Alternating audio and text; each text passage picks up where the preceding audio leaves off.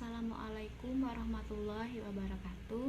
Perkenalkan, nama saya Sinta Febriana. Saya dari kelas MTI C4 dari Fakultas Tarbiyah dan Ilmu Keguruan.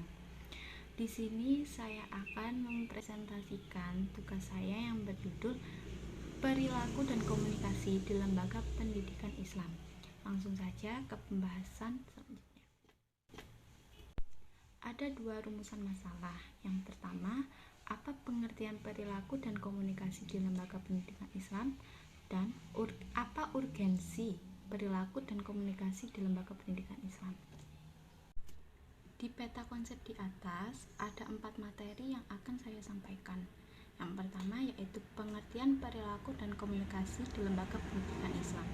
Sebelum ke materi yang pertama, saya akan menjelaskan apa sih pengertian perilaku, komunikasi, dan urgensi tersebut.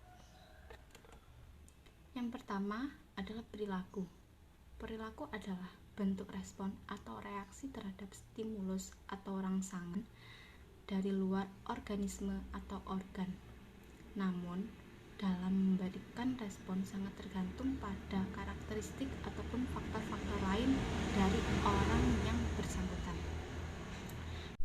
Yang kedua yaitu komunikasi.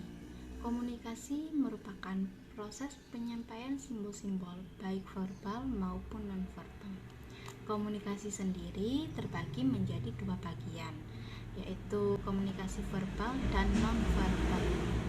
Komunikasi verbal yaitu komunikasi yang terjadi secara langsung dengan lisan ataupun tulisan. Sedangkan komunikasi non-verbal terjadi secara tidak langsung, misalnya menggunakan bahasa tubuh, menggunakan kontak mata. Yang ketiga yaitu urgensi. Istilah urgensi sendiri menunjukkan pada sesuatu yang mendorong kita, di mana yang memaksa kita untuk diselesaikan segala sesuatu yang terjadi pada saat itu. Atau urgensi ini bisa disebut keadaan yang mendadak yang harus kita lakukan atau kerjakan pada saat itu juga. Nah, sekarang kembali lagi ke pembahasan yang pertama yang akan saya jelaskan, yaitu pengertian perilaku dan komunikasi di lembaga pendidikan Islam. Yang pertama,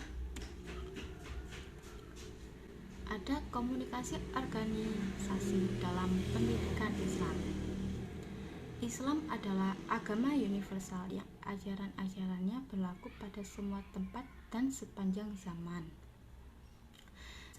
Sebagai agama wahyu, Islam mengatur seluruh aspek kehidupan duniawi dan ukhrawi. Ajarannya mencakup seluruh aspek kehidupan individu, keluarga, masyarakat, dan bangsa, baik tentang akidah, ibadah, akhlak, dan muamalah. Komunikasi termasuk salah satu kata kunci bagi manusia untuk mengekspresikan dirinya, membentuk jaringan interaksi sosial, dan mengembangkan kepribadiannya. Para pakar komunikasi sepakat dengan para psikolog bahwa kegagalan komunikasi berakibat fatal baik secara individual maupun sosial.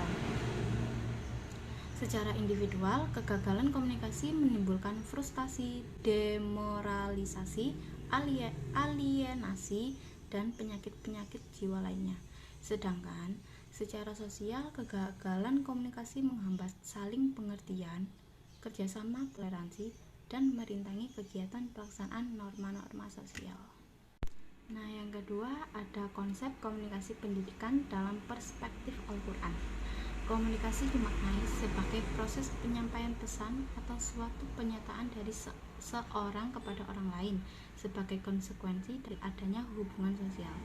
Oleh sebab itu, komunikasi melibatkan sejumlah orang yang mendeskripsikan bahwa komunikasi adalah komunikasi dengan manusia, bukan dengan hewan, dan transendental atau komunikasi fisik. Seiringan dengan itu, Ramayulis menjelaskan bahwa pendidikan Islam adalah suatu sistem yang memungkinkan seseorang atau peserta didik dapat berubah dan mengarahkan kehidupannya sesuai dengan ideologi Islam. Yang ketiga yaitu model komunikasi di lembaga pendidikan Islam. Lembaga pendidikan Islam itu adalah suatu wadah atau tempat berlangsungnya proses pendidikan Islam. Lembaga pendidikan Islam itu diantaranya ada keluarga, masjid, pondok pesantren, dan madrasah. Lembaga yang melekat pada jiwa umat muslim ada dua bentuk. Bentuk pertama yaitu lembaga yang tidak dapat dirubah, dan bentuk kedua yaitu lembaga yang dapat dirubah. Model komunikasi Islam antara lain hubungan manusia dengan Allah, hubungan manusia dengan manusia, dan hubungan manusia dengan dirinya sendiri. Sedangkan model komunikasi di lembaga pendidikan Islam menggabungkan antara bentuk komunikasi Islam, sumber komunikasi Islam, dan konsep dasar komunikasi Islam. Selanjutnya yaitu komunikasi pendidik dan peserta didik dalam pendidikan Islam.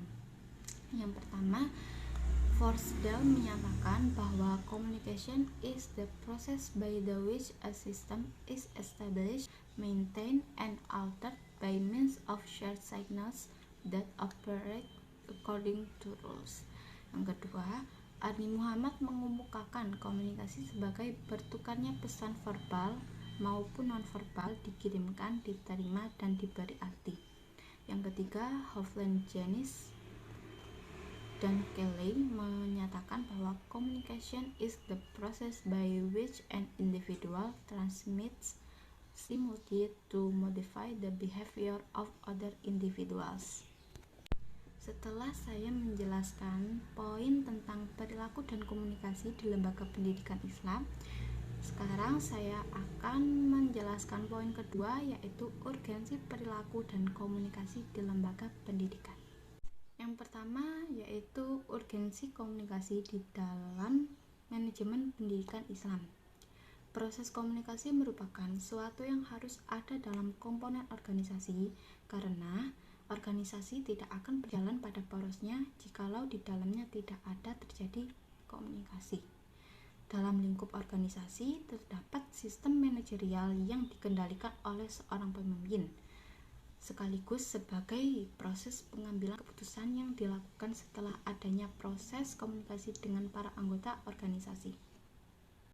Proses manajemen yang handal yaitu menggunakan komunikasi yang efektif sehingga akan menghasilkan feedback yang jelas.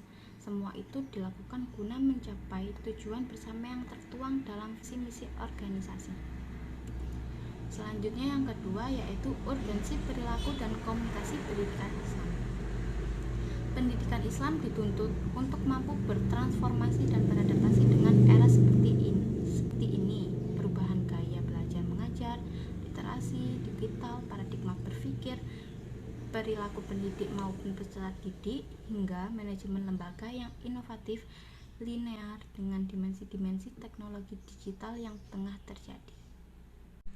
Dalam manajemen pendidikan Islam diperlukan komunikasi yang baik dalam mengelola pendidikan Islam. Makin baik komunikasi seseorang, makin baik pula kemungkinan kerja sama dengan orang lain. Komunikasi yang efektif menuntut rasa saling menghormati, percaya, terbuka, dan tanggung jawab. Selanjutnya poin ketiga yaitu dalil perilaku dan komunikasi di lembaga pendidikan. Adapun dalil perilaku dan komunikasi di lembaga pendidikan Islam yang menjelaskan tentang norma-norma sosial. Al-Quran menyebut komunikasi sebagai salah satu fitrah manusia. Dalam Quran surat Ar-Rahman ayat 1-4 yang artinya Tuhan yang Maha Pemurah yang telah mengajarkan Al-Quran, Dia menciptakan manusia, mengajarnya pandai berbicara. Dan poin keempat yaitu contoh perilaku dan komunikasi di lembaga pendidikan Islam. Contohnya yaitu pola komunikasi antara pengasuh dan santri dalam menjalankan kedisiplinan salat duha di Yayasan Pendidikan Islam Pondok Pesantren Modern. Dalam prosesnya, pola komunikasi antara pengasuh dan santri menggunakan pola bintang atau seluruh saluran. Komunikasi dua arah menjadi efektif komunikan. Hambatannya yakni masih ada rasa kurang percaya diri, rasa yayasan untuk membuka diri terhadap keluhan yang dialami para santri.